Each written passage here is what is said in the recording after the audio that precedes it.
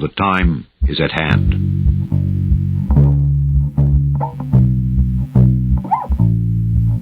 The elusive dog-like creature attacks livestock, bleeding them dry of blood. 8 to 10 feet tall, shadowy aliens. But I am telling you right now, we need a great reset. And this is extremely dangerous to our democracy. Babylon the Great is fallen, is fallen.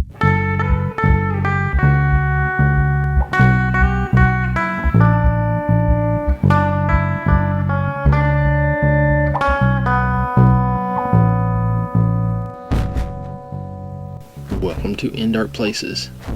My name is Jumbo Fugit. I'm your Huckleberry. I've got another wartime story for you from work.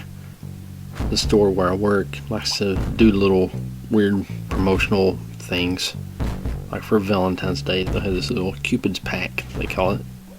It's got some ribeye steaks cut into the shape of a heart and just weird stuff like that.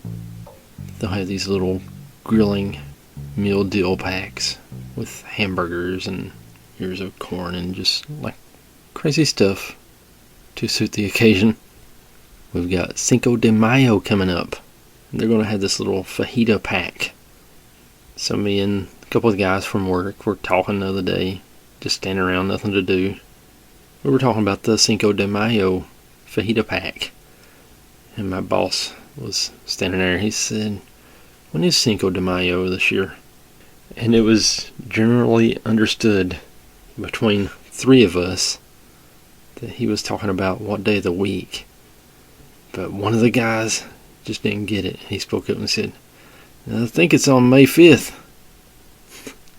You think so? I don't know. I thought it was kind of funny. You would think that Cinco de Mayo would be kind of offensive to all the illegal immigrants. Talking about tacos and stuff. I don't know."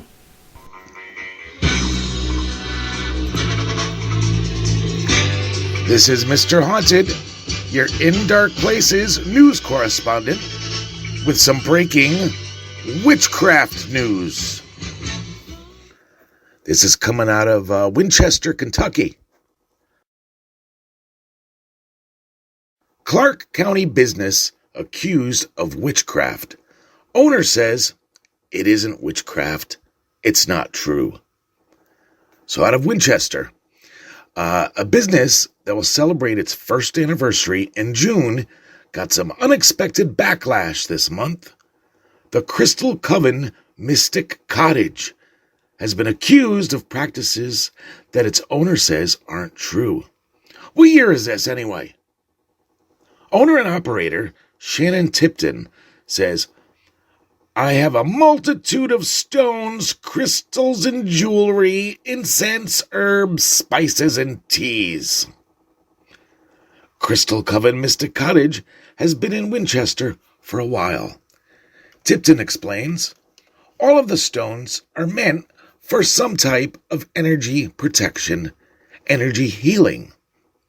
Tipton said, "The past couple of weeks have been rough.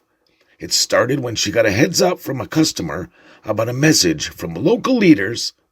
She says, they were trying to say I was a religion. I'm not a religion. I'm a business. I'm a metaphysical shop. I want to be a metaphysical shop."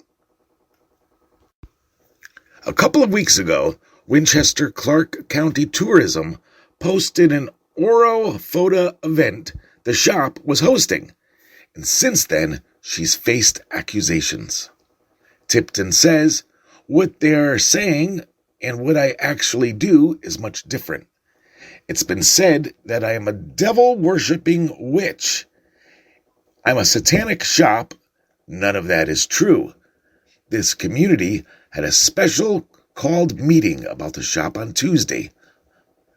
Clark County District 4 Magistrate Mark Miller sent LEX 18 this statement." This is that Mark Miller. "My name is Dr. Mark Miller. I am a magistrate of Clark County, I am here to represent some of my constituents and other Clark County in the First Amendment right to have their opinion heard. I'm not here to win, but to educate and clarify and resolve this issue. In no way is anyone trying to say that the Crystal Coven, in no way is anyone trying to say that it needs to close the doors. That business has a right to be open, as any other small business in Winchester. And people in this community have the right to patronize this business, if they so choose. The people who object to this believe that the tourism department should not promote any business that sells witchcraft materials. Let me remind you, it's 2024. Because this matter is spiritual in nature, people feel it is not a government-funded commissioned job, such as tourism, to promote spirituality of any kind, even Christianity. I may be wrong, but to my knowledge, I don't think that our tourism has promoted any type of church events. Tourism's focus should be on tourism, which is the practice of traveling for recreation and the guidance of management of tourists. They believe that tourism needs to be neutral on divisive issues and cultural agendas. Now, some people believe that those who are objecting to this event are overreacting, and their view is unfounded. So after some research, I am here to clarify and educate the tourism board on why they feel that way. Senior pastor at Grace Bible Church, Lee Cruz, says, anybody has the right to be able to have any business they want to. We're not asking her to change. We're just simply saying that we just felt for tourism attractions and things we didn't feel this was necessarily the way we wanted our community to be perceived. Tipton is disappointed that no one reached out to her directly. Instead, texts, direct messages, and emails like this one circulated. She's not the only one affected. Tipton says, I have folks that are afraid to come in. They're afraid that they're going to be targeted. I've had customers messaged to be told they're going to hell. Cruz says, it's not such a moral issue as I believe that the good Lord, if he wants to bless the community and bless what we're doing, then as a result of that, we should have to do the things that would bring blessings to us. Tipton says this is an alternative practice for healing and health. She thinks people have the wrong idea about this lifestyle. We're all given freedoms of religion, freedoms to believe the way that we do, share what we believe in. When we do that, we need to make sure, a lot of unnecessary words here, we need to make sure that we're doing that in love and light and not using these freedoms as a veil to hide behind. Pastor Cruz says although he thinks they don't have much in common, he is willing to sit down with Tipton and continue the conversation. Holy mackerels. Oh, it's not over yet. Tipton's attorney, Julianne Tackett, sent us this statement. My name is Julianne Tackett of Tackett Law Office, and we are proud to represent Shannon Tipton and the Crystal Coven Mystic Cottage in Winchester, Kentucky. My client has endured a campaign of intimidation and hate orchestrated by a misguided local politician. This literal modern-day witch hunt has caused Miss Tipton to lose profits as customers are now concerned for their safety while at her shop. This has obviously caused Mrs. Tipton to suffer severe emotional distress and has threatened both her physical safety and financial security. We understand the gravity of this situation and the impact it may have on Miss Tipton, the Crystal Coven Mystic Cottage, and the Winchester community. We are currently investigating all potential legal avenues in hopes that her rights are not further violated. We would like to thank those who have bravely spoken up in support of Miss Tipton and the Winchester Police Department for their increased patrolling of the Crystal Coven. The attorney, Julianne Tackett, and Miss Tipton said if people refuse to stop harassing them, they will cast a spell on them and turn them into toads. No, I just made that up. And there's your In Dark Places special edition witch news story. This is Mr. Haunted signing off. Back to your host, Junebug.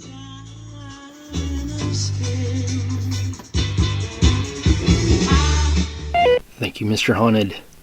I've been to Winchester many a time. It's a couple hours away from here. This story was sent in by Executive in Charge Paul Chadwick. A 3-year-old complained about monsters in the wall for months before 65,000 bees were discovered in her bedroom. Ashley Class, Sailor Class's mother, said the insects poured out like a horror movie after a beekeeper opened up the floor-to-ceiling hive at a family home in Charlotte, North Carolina.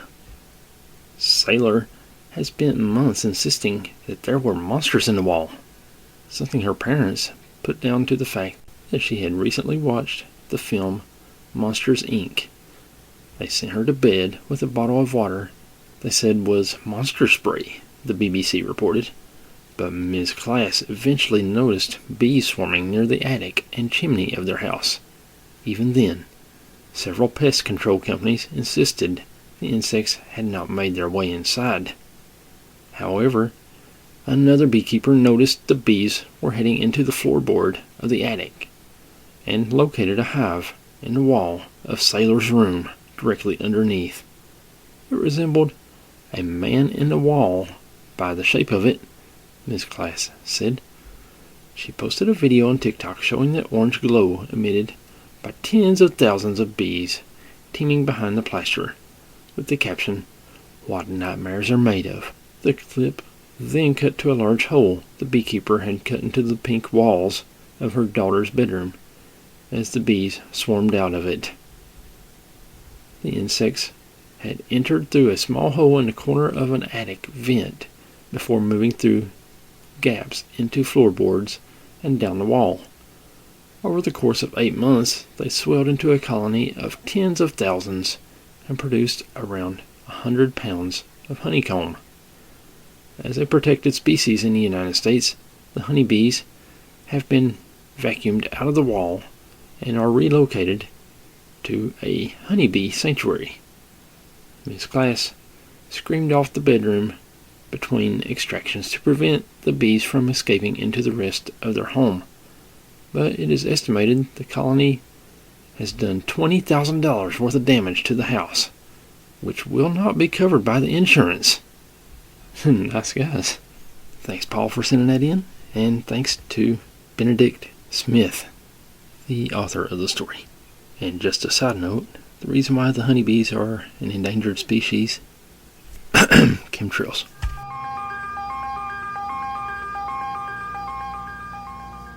I had a little adventure Sunday on April 28th. I was coming home from work, and I was coming down the road, and as I was approaching my destination of Chadroy, West Virginia, I saw smoke in the distance. And I got closer, and I was looking at the smoke, and I was thinking, that looks pretty close to my parents' house.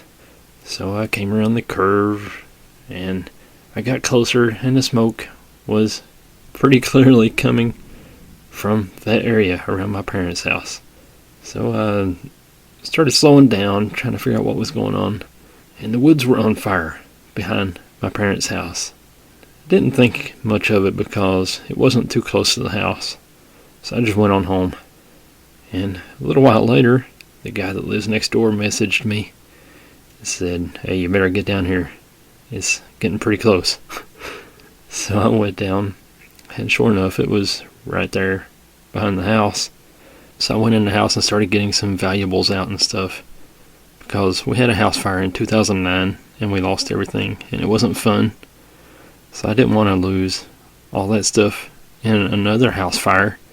So I was just trying to get everything out of there just to be on the safe side in case the house would decide to burn down. There was a couple of firefighters there and some guys from the Division of Forestry. So I didn't really think there was much danger in it, but I wanted to get my junk. I've been wanting to fix the place up anyway, just never have really got around to it. So I had some boxes in the house I was going to use to load stuff up in anyway when I do some fixing up. When I do some painting, stuff like that, nothing major. So I just went ahead and went back into my old bedroom, took the boxes with me, started loading up some CDs and DVDs and other relics from the 90s. And while I was in my room, the bathroom door closed, seemingly by itself. I'm kind of like the Scooby-Doo and Shaggy of ghost hunting, and it scared me to death. So I started thinking there's got to be a reason for it. Maybe it's one of the firefighters came in, or one of the Division of Forestry guys or something. I'd left the door standing open, so I was thinking maybe they might have came in just without knocking or something. I don't know. It's the only thing I could come up with. So I went in to the other rooms of the house, looked around. There's nobody in there, of course. So while I was looking around in the living room, I heard the sound of a sweeping broom out on the porch. You know that sound? Like sweeping out on the porch. And there was no one there either. And again, you never think of these things while it's happening and you're in the moment. I was in my room listening to a podcast on my phone. My phone, which has a voice recorder on it. I could have easily just pushed record and tried to capture any kind of EVPs after the door closed. And I didn't even think nothing about it. And I've been kicking myself ever since. So there you go. My parents' haunted house makes another appearance on the show. And that brings us to this week's topic. It's been a while since we have ventured into the realm of our haunted world. So this week on the show, we're going to be telling some scary ghost stories.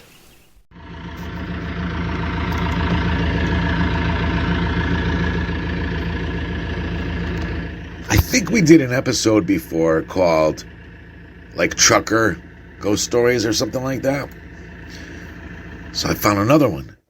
The Ghost Truck Stop.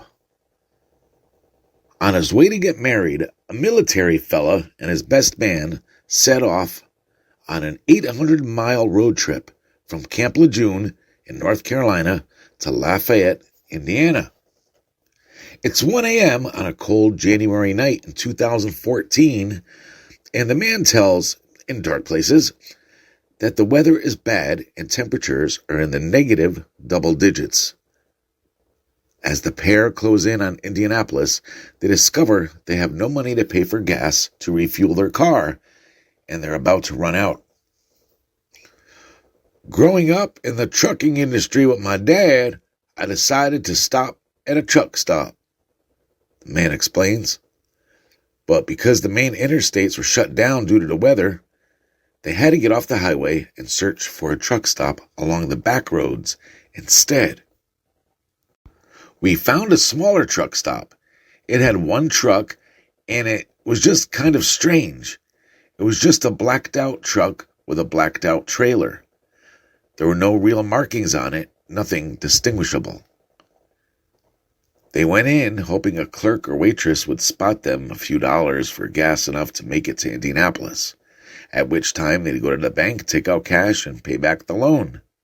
Instead, they found a tidy diner occupied by a waitress, cook, and a lone truck driver.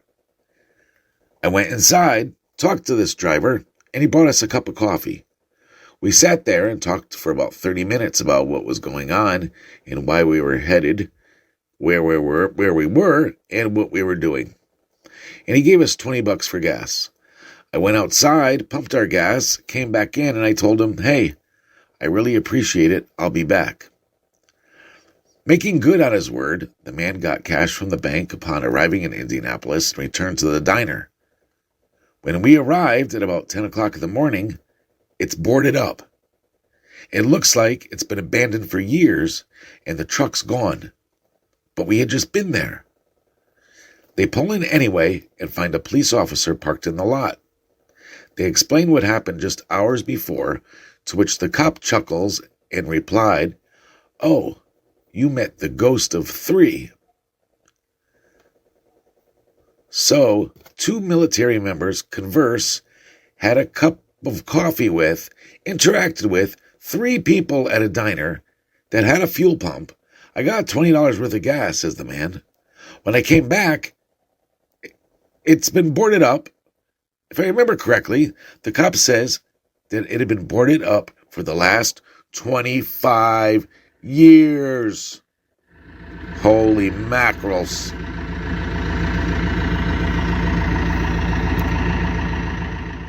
This story was sent in by Anonymous, not QAnon. That nonsense. But Anonymous says, "Dear Sirs, about March of 1979, we moved into a large house that had been built about 1900. It had been made into an apartment, but we planned to occupy the whole of it. One evening, when we were out with friends, we ran into the brother of one of them, who came back with the others for coffee. Yeah, I could use some coffee. Bring me some. I'm sleepy. The following day, his brother told my friend that as he was leaving, he saw an old man in a tweed jacket standing at the bottom of the stairs on the ground floor. We were still living upstairs until the rest of the house was habitable. My guest nodded to the old man because he thought he lived in the ground floor apartment. We didn't think much about the incident, though we discussed it a little. We dismissed the idea of a ghost, thinking that our guest may have had too much to drink, or even that a man had walked in from the street because we didn't keep the door locked. The next incident occurred around the same time later. My brother-in-law came to pick his wife up around 9 p.m. while I was still at work. I am a police officer. Hey, that could be why he wants to remain anonymous. You think? He was pale and shaking when he arrived upstairs. He has had psychic encounters in the past, and he said that the hallway was strangely icy. He got home about an hour later, and my brother-in-law and I checked to see if the back door or window was open, but there was nothing that could have created a draft. And then, in October 1980, a third incident occurred, and it changed how we felt about the house. 6 of us were spending the evening at my house, and about 11 p.m., one of my friends, another policeman, went to the toilet along the landing, passing the stairs to the next floor. Looking up, he saw an old man wearing a dark suit slowly walking up the stairs. He couldn't see the man's face, but he felt he was old by the way he moved. He thought it was a friend of the tenant we had at the time. His wife also saw the old man through the glass door and window of the main room, which gave us a clear view of the landing. On his return to the room, they talked to each other about it and discovered that she had seen the very same figure. Knowing the previous incidents, they said nothing at the time, but told us the next day. This time we decided they must have seen a ghost, because we would have been able to see a real person if he had walked past the glass door. Although I have an open mind about paranormal phenomena, we thought it best to move out of the house. So, thank you, sir. Thanks for your service, and thanks to all the men and women of law enforcement.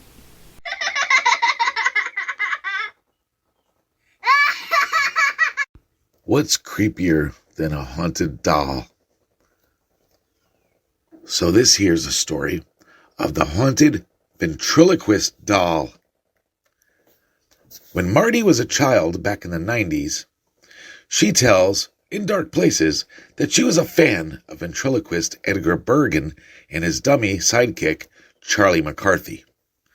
She says that when her father came across a ventriloquist doll as he wandered through a small magic shop located outside of Santa Rosa, California, he decided to buy it for her birthday. While ringing up the sale, Marty says the cashier gave her father weird vibes and said to him, "You know, when you put your hand inside the doll, he's going to come alive."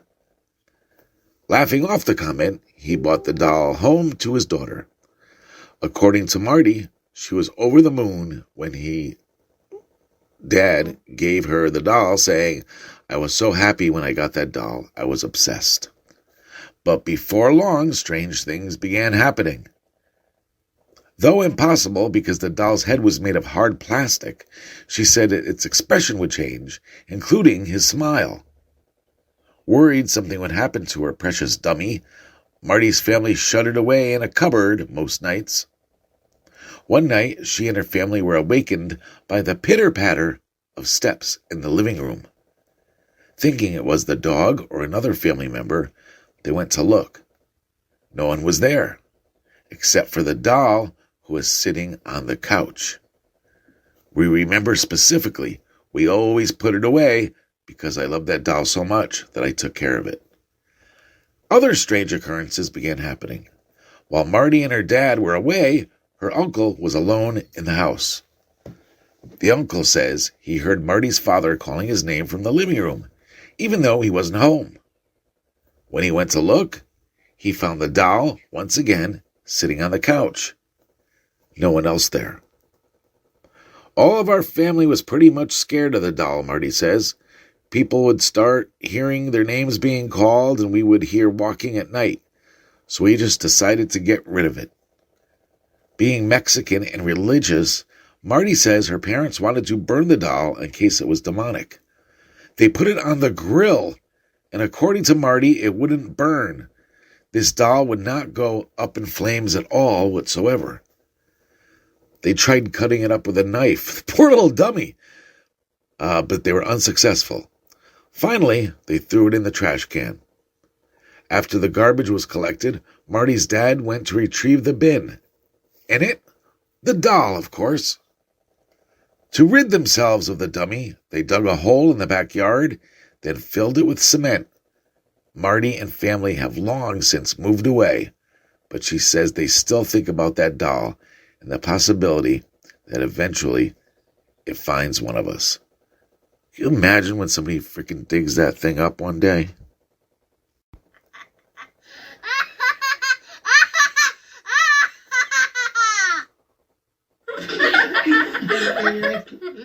Let's have some fried dummy.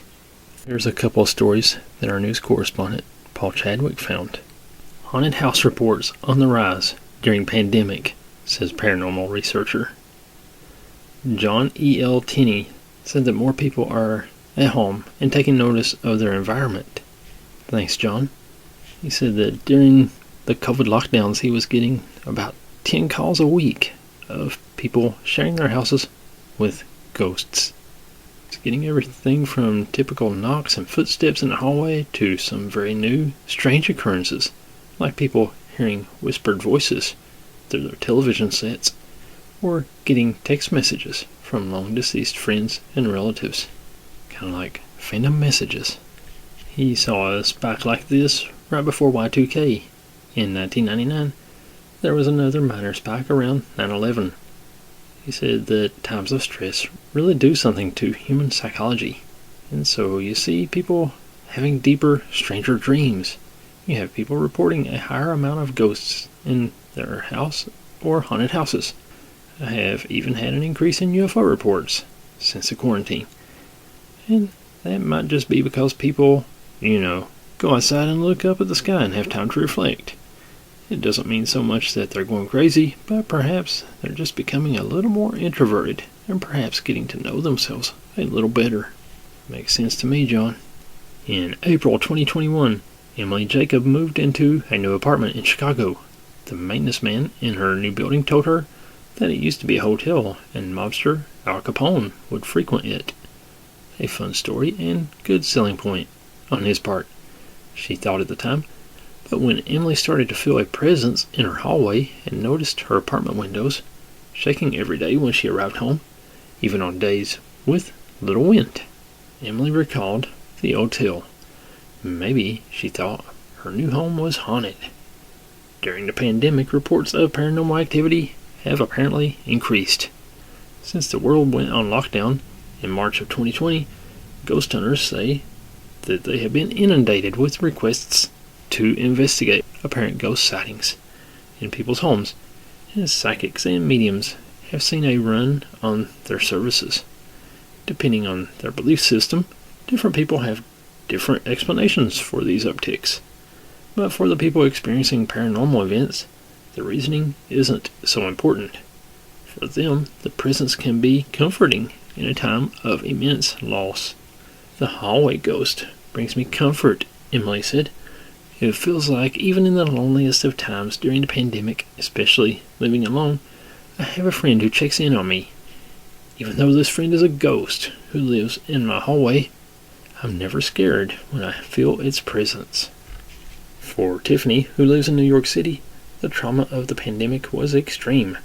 The city was considered an epicenter for the pandemic in 2020, and the sound of ambulances was nearly impossible to escape. After 2 of her friends and her grandfather died during the pandemic, Tiffany said she started seeing their faces everywhere. I believe they've been following me around. I see my friends nearly every time I leave my house, whether it's walking to the laundromat or out to dinner, Tiffany said. Just after her grandfather died, Tiffany started seeing fireflies congregating outside her 2-story apartment window, a place she'd never seen one before. And on her grandfather's birthday, Tiffany watched a game of football, which she usually doesn't do. When she started thinking of her grandfather, a player with his name ran across the screen. As a New Yorker, it's been impossible for me to navigate life in the city without feeling incredibly devastated by all we've lost this year. So I definitely feel death and renewed vitality side by side, she said. I think it's comforting. One of the best ways to honor the dead is to embrace memories. A Florida resident says he's been in lockdown with the ghosts of a murdered family. Kurt Schlecher said that he's getting to know his roommates. They left this earth in a stressful way. They were murdered while they slept, and their time was cut short. So I understand where they're coming from. You notice all these weird things that you normally wouldn't, he said. And there is so much more to think about, and how scary they are. According to Schlecher, his dog, a boxer, had been sitting in his bedroom where the mother was murdered and barking at the wall for no reason. It's not his nature. In the bathroom, you can feel a coldness come over you, a cold brush of something walking by. In Los Angeles, Adrian Gomez has also been dealing with ghosts during that city's lockdown. He recently heard a doorknob in his home rattling vigorously. He saw a window shaking so hard that he thought it was an earthquake, making him think that the house was haunted while stuck in quarantine, according to the New York Times. Thanks, New York Times. I'm a fairly rational person, he said. I try to think, what are the reasonable, tangible things that could be causing this? But when I don't have those answers, I start to think, maybe something else is going on.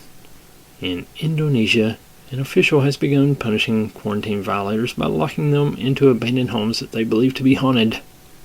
There's a lady named Candace S. who requested that her last name not be published because she's a school teacher, so let's respect her wishes, please. She said that she's sensitive to contact from the dead and that there were so many entities trying to make contact with her that she was having trouble sleeping. Pre-quarantine, I'd see or hear maybe 5 or 6 different entities a week. During the worst of the quarantine, that number was doubled. But she felt as though they were reaching out for a different reason than usual. The majority of activity during quarantine I've experienced is due to human emotion, being at an all-time high, and that stress leaching out every area it can reach. During the worst of it, I would get messages of concern and warning from those souls. Generally, looking out messages. Warning of what's to come. Warnings of not to let my guard down. And then there's the case of a 24-year-old woman living in Rome, whose ghost seems genuinely interested in her well-being. A few weeks into quarantine, she told the Times, thanks Times, that she awoke to find a camera lens on her nightstand. She had apparently lost the lens long ago and given up hope on finding it. So when it suddenly turned up, which obviously was a gift from her ghost, she decided to pick up her old film hobby. What a supportive being. Actually, it let me extend a formal invitation to all lonesome ghosts without a place to call home. The walls of my apartment are yours to pass through. If ghosts are bothering humans more than usual right now, which appears to be the case, as reports of haunted houses are apparently on the rise, that must mean that ghosts are lonely and looking for company too. So there you go. Something good came out of what the CDC meant for evil. And the CDC was definitely in on that, by the way. And there's no doubt in my mind that they're cooking up a new virus to unleash on everyone any day now. And just like last time, I'm not buying it. The unexpected passenger. In the 1990s, Julie, a resident of Portland, Oregon, was driving out the city to meet with friends when she found herself in traffic. The 18-year-old soon discovered that the case of the slowdown was due to a dreadful car crash, and to her horror, as she passed the scene, she realized that someone had died. A moment later, there was a woman sitting in my passenger seat. Though she admits it sounds crazy, Julie reports seeing a woman dressed in work clothes seated next to her, and despite being in complete shock, the woman in the passenger seat was even more freaked out. She looked like somebody who had just ended up in somebody else's car. Panicked, the woman demanded to know how she got there and who Julie was. It was then that Julie noticed the woman had an unearthly quality about her and realized that whoever she'd passed on the side of the road was somehow in the car with her. "Ma'am, you need to calm down. My name is Julie, and I'm here to help," she told the stranger. Julie later went on to explain to the woman that she'd been in a car accident and somehow ended up in her passenger seat. The woman was stricken. At that exact minute, they passed a clearing in the trees. With some encouragement from Julie, the woman peacefully walked towards the sun and then disappeared. In complete disbelief, Julie pulled over and convinced herself she'd imagined the whole thing. Several days later, however, a story came on the news about a trucker injured in a car accident.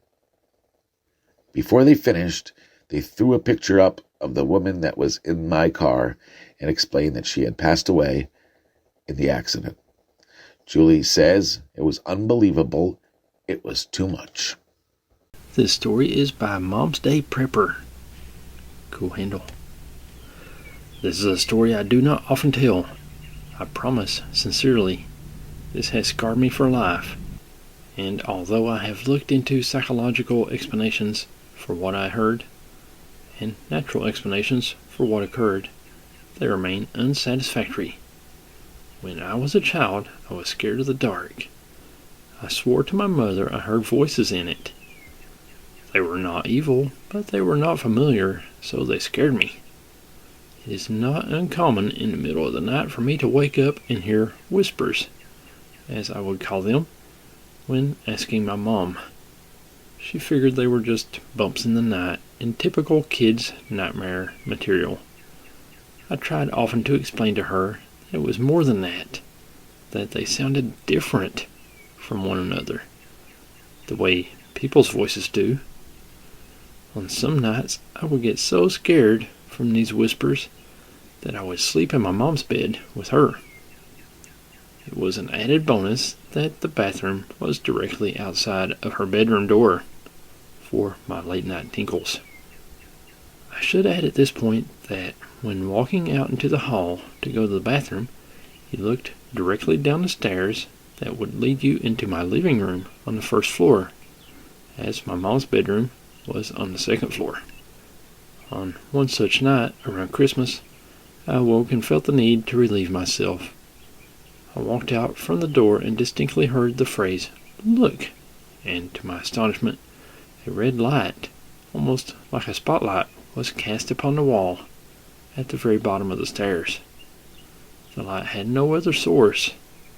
It was by itself, and I was transfixed by it. Being a little kid, and it only being a few days from Christmas, I knew what this light was. It was Santa. How else could it get into my house? To know that I was being a good boy. I was so excited, I began walking downstairs to greet him, picking up my pace after the second step as it began to creep off the wall and fade into the darkness of my living room. That's when I heard him, a very strong masculine voice, different from the first. Not at all like my father's.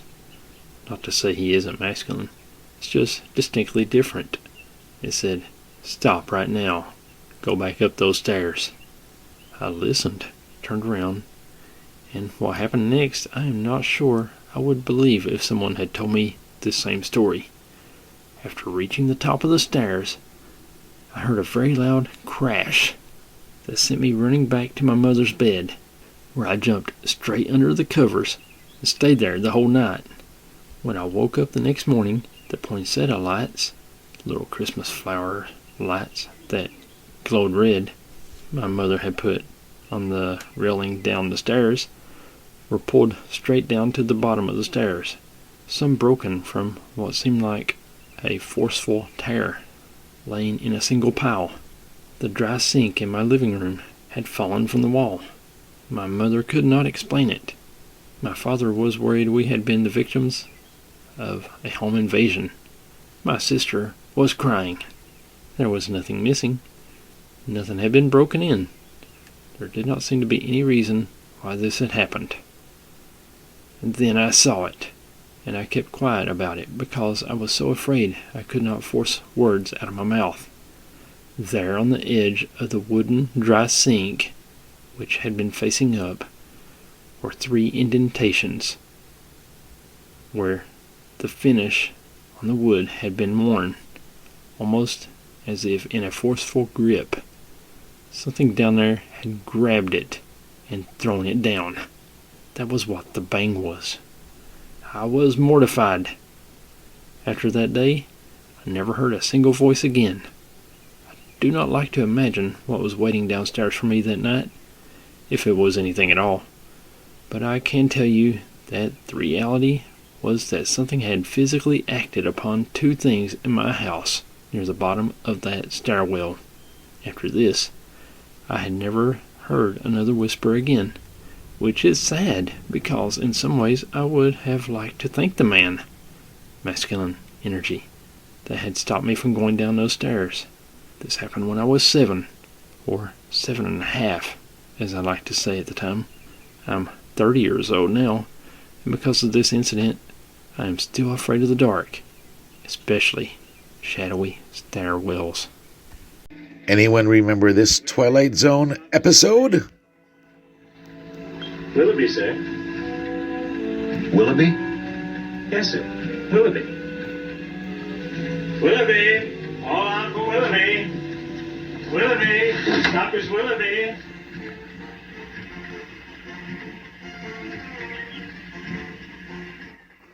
When they looked out the train window, it looks like a nice, peaceful little town. And this story is called The Ghosts of Willoughby Coal. Built in the late 1800s, the Willoughby Coal Building in Willoughby, Ohio, housed a variety of businesses in its time, including a train depot, cheese factory, and flour mill. In 1912, it became very prosperous. Willoughby Coal supplying coal to local residents before it was sold to Henry Windus and William Norris in the 1930s.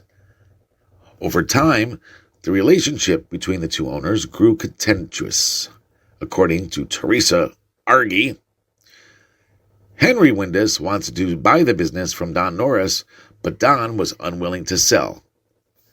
One morning, Norris allegedly told his wife that he was going out for bread and to check on repairs being done on the Willoughby building. He never returned. Several hours later, his body was discovered in front of the door. He was lying in a bloody heap. A bloody heap, I said. Even though his death was ultimately ruled accidental. Yeah, he was just walking around and fell into a bloody heap. The Norris family believed he'd been murdered. It was murder, Sam. Though no one knows what really happened that morning, Argy believes his spirit still haunts the building. We have come in contact with him on many, many occasions, she claims, and claims that others have reported seeing faces in the window and heard unexplained footsteps and other unusual occurrences at the building. But Norris isn't alone. We finally got 5 or 6 resident spirits in that building. Willoughby, the stop is Willoughby. Willoughby, sir.